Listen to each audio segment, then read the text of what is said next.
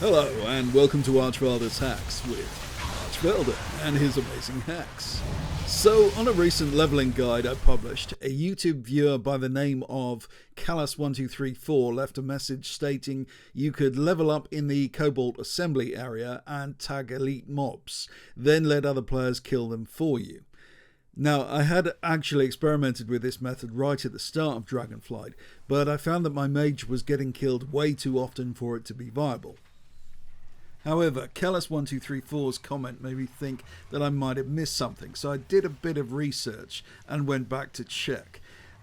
Some people claim to be leveling in less than 2 hours, which at first seemed absurd. TLDR, it is actually possible to level in 2 hours doing this. However, that upper limit can only be attained when the stars all align. Let me explain. So, Cobalt Assembly is this weird place in Azure Span in the Dragon Isles, filled with very powerful elite mobs. Maximum level players farm these mobs for reputation awards. I'm not going to go into that further since this video is just about leveling. All you need to know for these purposes is that there are often a number of max level players farming mobs here, and as a leveling player you can tag the elites they're farming for a massive amount of experience. Now, I should explain what I mean by tagging. That is any player contribution to a kill. That could be a damaging attack, and it is important to understand that any kind of damaging attack, even if it were for only 1 health point of the mob, would count as a kill, and it would get full experience. Healing a player involved in a kill also counts, so healers can use an area of effect heal on other players and gain full experience from any mob those players damage. Finally, taunts work very well.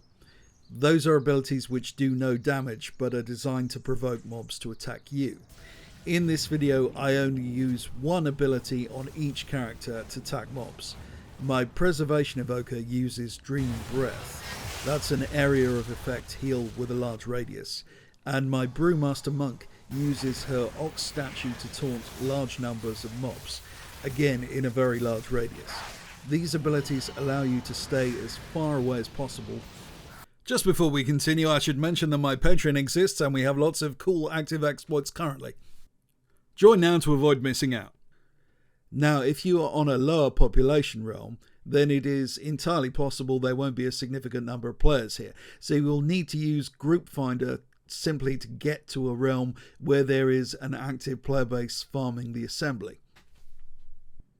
Depending on what time of day you do this, it may not be that easy to get a group. The Cobalt farms listed on Group Finder are mostly intended for 70s.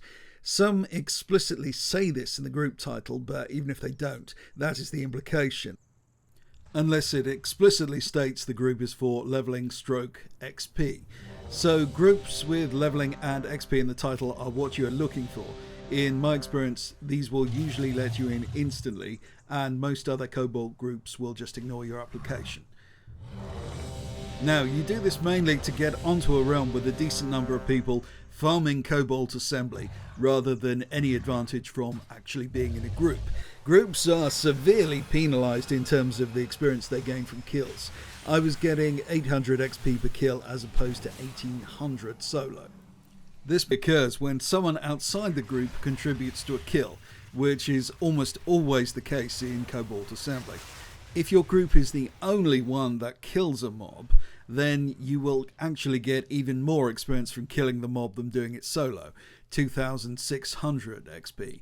However, this doesn't really happen that often due to the large number of players that tend to cluster in realms with active Cobalt Assembly farms. If you can somehow get into a group on an otherwise empty realm, then you have an amazing situation for speed leveling, so take full advantage of that. Now, even with the penalty for experience gains caused by non-group members tagging the mob, you have a compensation in that any group member who tags a mob will get experience for you. So you will get more tags than you would solo, even though you get less experience per tag. In fact, you can do this AFK to some extent if you really want, though groups generally don't exist for that long.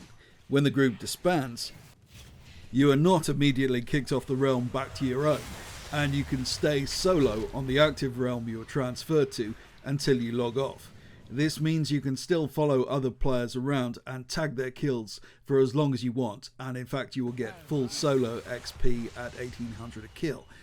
Now, if you are a tank or a DPS class with high damage mitigation, this is going to be a picnic.